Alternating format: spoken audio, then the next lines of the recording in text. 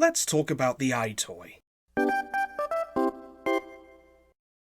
In 1999, a man going by Richard Marks went off to San Jose, California, in which he attended the games developer conference happening in the area at the time.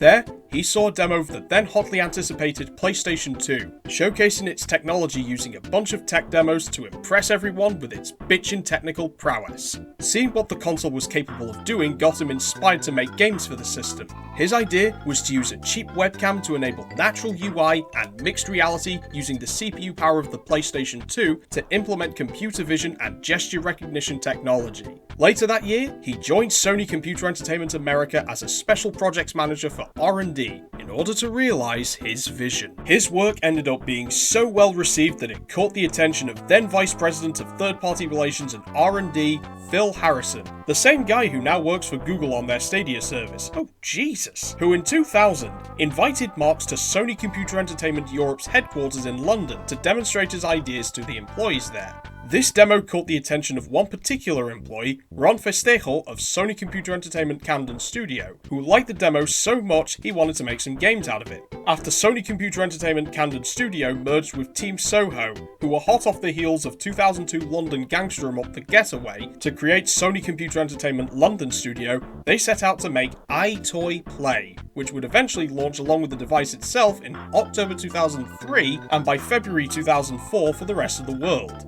And hey, people loved it after all. Shit, Microsoft loved it so much, they borrowed Sony's idea for their own device, the Kinect. Of the over 3,000 games of the PS2, only 25 games require the use of EyeToy. And of those 25 games, the vast majority of them were released in Europe. There were two exclusive EyeToy games released in Korea, EyeToy EduKids and EyeToy Tales, released in January and March 2005 respectively. And of the many that were released in Europe, only 8 of these games came out in the United States. That just goes to show how goddamn popular the EyeToy was in Europe. Now, there are also more than a dozen games of the PS2 that have EyeToy compatibility for certain exclusive features. For example, the video game adaptation of Harry Potter and the Prisoner of Azkaban had exclusive minigames for the PS2 version that took advantage of the EyeToy, while Tony Hawk's Underground 2 lets you import your likeness onto a custom character. Oh yeah, and there's also a game called Clumsy Shumsy released in October 2006 by Phoenix Games. I just thought I'd mention it here.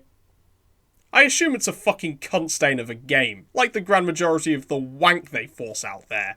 As for yours truly here, as a young lad, I grew up with the Nintendo GameCube, and all of my mates had PlayStation 2s back then, but none of them had the EyeToy as far as I recall. I was kind of aware of it anyway, thanks to some small word of mouth, as well as some TV adverts from back then. At least I knew the name and what it did, but like my mates back then, I too gave little of a fuck about it. Fast forward to present day, present time, where one evening my lazy ass is watching some Scott the Woz episodes on YouTube out of sheer boredom. One particular episode that caught my attention was his EyeToy episode, as you've no doubt guessed. I liked that episode so much I decided to spend what little money I had on the device along with the EyeToy Play trilogy. When I got it, it was a fucking headache to set up. Now I know what you're thinking. Oh come now, Mike. All you do is plug the USB cable into one of the 2 USB ports and you're good to go. It's not pissing rocket science. It was dead. No matter what I did, be it inserting the USB plug into the other of the 2 slots, placing the device below the telly, hell, using a different telly altogether, it didn't work as that damn error message always popped up. I had to rush order a replacement, and long story short, it thankfully worked a treat. After spending some time playing all 3 games of the EyeToy Play trilogy, oh boy, have I got some things to say about these buggers. What I'll do is briefly describe the main minigames of each game separately, and give an overall final thoughts on the game in question once all is done. I'll say a few points about the gameplay for all 3 games. First, in addition to the primary games, each game has a playroom section, where you select whatever you want from the selection and spend some time fucking around with it. These applications can range from leaves, spiders, snow, weird camera effects, bugger all, and many more. These are fun time wasters, but I can't really see myself coming back to these too often, since you're only limited to what you have from the start. It would have been nice if at least a couple more were unlockable. Second, there are additional difficulties to choose from in addition to easy. You have normal and hard. I did all these minigames on easy because, I'll be honest, I'm a lazy sod. Finally, I can't talk about the multiplayer because I played all of these games by my lonesome. Let's start from the top with EyeToy Play 1. Beat Freak! You have 4 speakers, 2 lining up each side of the screen. You move your hands to the speakers at the same time the symbol hits the speaker, all in time with the music. Kung Fu! Hit bad guys coming from either side of the screen before they hit you. Hitting Wonton, the monkey on the cloud, makes you go apeshit for a bit. There's also a bonus round where you hit slabs of wood. Wishy Washy. You move your arms and body to clean the windows. All to the George Formby song When I'm Cleaning Windows. What else? Buckets also appear on the screen that either instantly cleans the window or makes a right mess. Keep Ups, the obligatory football game. You keep the ball afloat in the air with your head and hit the monkeys and hooligans for points. But don't hit your friends. Boxing Champ. You beat up a robot in a boxing match. That's it. UFO Juggler. The name implies you're juggling UFOs. You're not. Instead, you have to keep them afloat by waving your hand in front of them and guide them to the top of the screen. If you see a big ship flying across the screen, that's Wonton Ship, which you destroy by waving your hand in front of it. At the end, you have to try and land a UFO on the launch pad. I never got it to land properly. Slapstream. Hit the perverted rat men, but don't hit the bunny girls 3 times, otherwise game over. Plate Spinner. You spin plates on top of 4 individual vines by waving your hands over them. The monkeys come in and annoy you by either climbing the vines or getting all up in your grill. Boogie Down!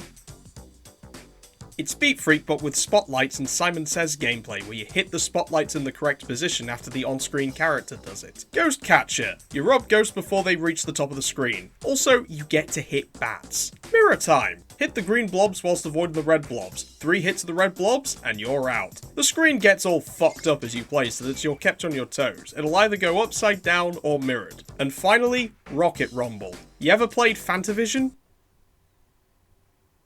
It's that, but on EyeToy. You know, for what is essentially a glorified tech demo of the EyeToy disguised as a simple minigame collection, I enjoyed my experience with this game. Most of these minigames are actually quite fun to play, especially Slapstream, that one was my favourite. The controls worked better than I was expecting, though they were not without some quirks. Like on Beat Freak, the bottom left speaker kept lighting up for me when I positioned myself nowhere near the fucking thing. And a couple of minigames can easily be cheesed with its controls. Notably Boxing Champ. You're supposed to pretend to punch and jab to hit the robot, but it's possible to spam constant uppercuts and win.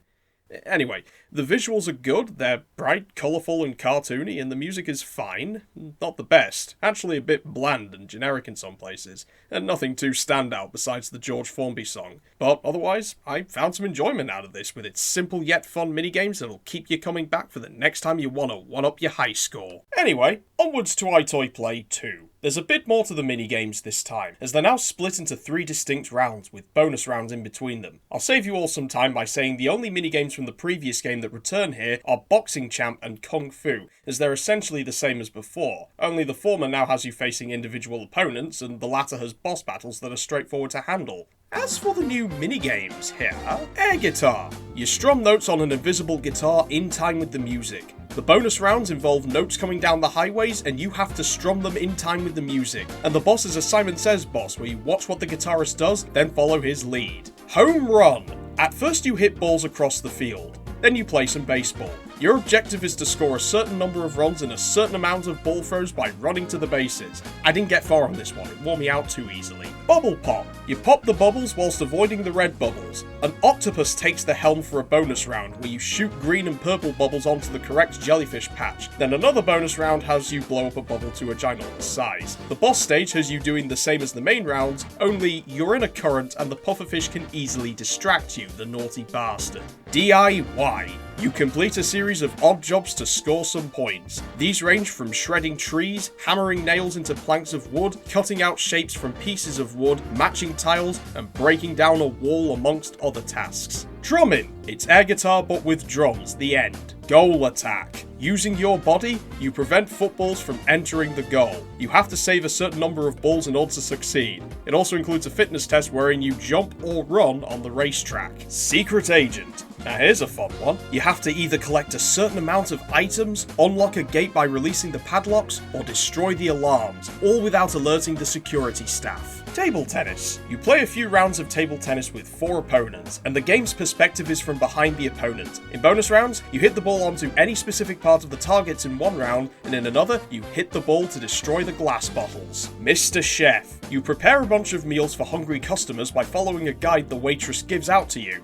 You have a limited supply on everything except the meat and the buns, so you've always got to be on the lookout for how much supply of, say, the fries for example you've got. And yes, you do minigames in order to prepare the supplies. In between all this, you get to prepare milkshakes and sodas and challenge the head chef to some cook-offs. And lastly, monkey bars. You're stuck in a monkey climbing robot and you have to work your way to the bottom of the building, avoiding mines and collecting banana tokens along the way. You also get to race a big mean blue monkey robot at certain points. Yeah, I wasn't too big on this one. There were a fair amount of duds in this one, either because the minigame itself was boring, like goal attack and drumming, or the controls were so arse it killed my enjoyment of the minigame. In air guitar, I tried positioning my left hand on the right note, but when I did the motion for the strumming with my right hand, it wouldn't register. I tried repositioning myself to a point where the EyeToy could detect my hands easily, but it was to no avail. Humph. That's not to say this is bad, I just didn't enjoy what was on offer here compared to the previous game. I mean, this game has Secret Agent, but the first game had Beat Freak, and Wishy Washy, and Slapstream. Don't forget Slapstream. Also, they decided to give the visuals a makeover here, going the route of cel shading to really bring out the cartoony nature of the visuals. Typically, cel shaded games look really good. See The Legend of Zelda The Wind Waker and Killer 7 as great examples of this.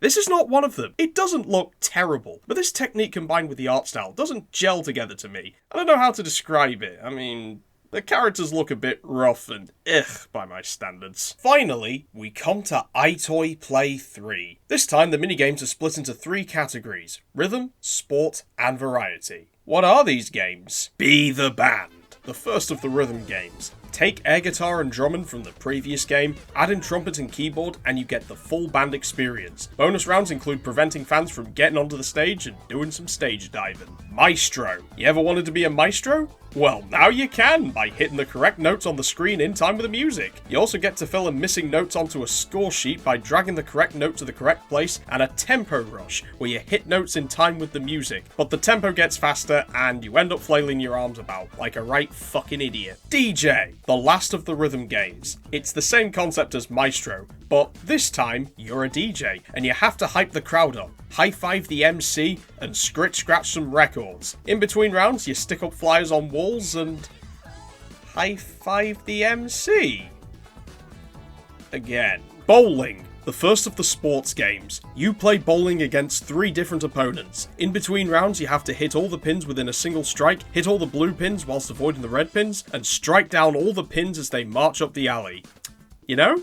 That's given me a good idea for a concept about zombie bowling pins. Volleyball. Same as bowling, but it's volleyball. In between rounds, you get to practice your skills by doing a rally with yourself. Touchdown. The last of the sports minigames. Your goal is to try and score a certain number of touchdowns by running to the other side of the field, punching, ducking, and jumping over rival players along the way. In between matches, you get to kick the ball into the goal in order to score points, and you get to do a mascot race. By the way, you thought the baseball minigame from EyeToy Play 2 wore me out. Oh boy, this one did a right number on me. I was sweating balls by the end. Ghost Catch, the first of the variety games. It's the ghost minigame from EyeToy Play 1, but now you get to avoid objects coming your way. In bonus rounds, you get to juggle ghosts before they hit the screen, and hit more ghosts to gain extra points. Boot Camp. You go through an assault course filled with puddles of water, tight netting, a rope swing, and more. Then, your obviously Welsh accented drill sergeant calls you into camp, and you have to follow his instructions, from raising your arms, saluting, ducking, jumping, freezing in place, and to show off the EyeToy's voice recognition capabilities, shouting, "Sir, yes sir," or "Sir, no sir." And finally, the last of the variety minigames. Beauty Salon. A customer comes in demanding you make her look like hot shit. So you have 4 tasks: cutting or styling the girl's hair, applying the correct colour makeup to the girl's face, dyeing the hair colour, and trimming or painting the nails. Each task will earn you a certain amount of money, and you have to meet the target quota before time runs out. In between rounds, you get to massage a girl's back and whack some nasty hairy shit off the girl's leg. And that's EyeToy Play 3.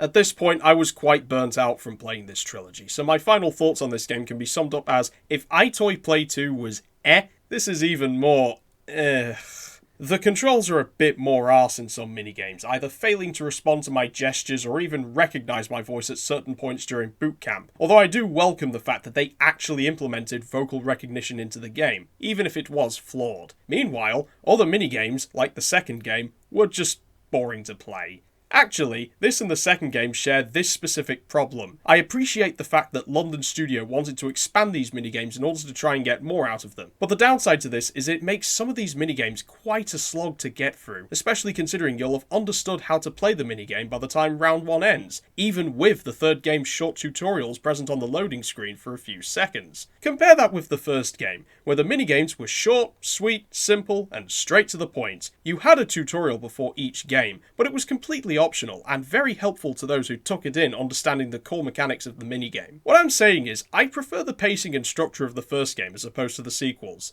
The visuals are fine, again, not my cup of tea, but they're fine. Just like the music. It's fine. Nothing too special. That's all I got. So, what happened to the EyeToy? Well, Sony kept supporting it until 2008, where the final game, EyeToy Pom Pom Party, came out, and nobody gave a fuck. They would later go on to make the PlayStation move for the PlayStation 3, released in late 2010. Holy hell, this is a decade old. Meanwhile, its motion controls partially influenced Nintendo with the Wii, and as previously mentioned before, greatly influenced Microsoft with their creation, the Kinect, for Xbox 360. I've got nothing else to say. Goodbye.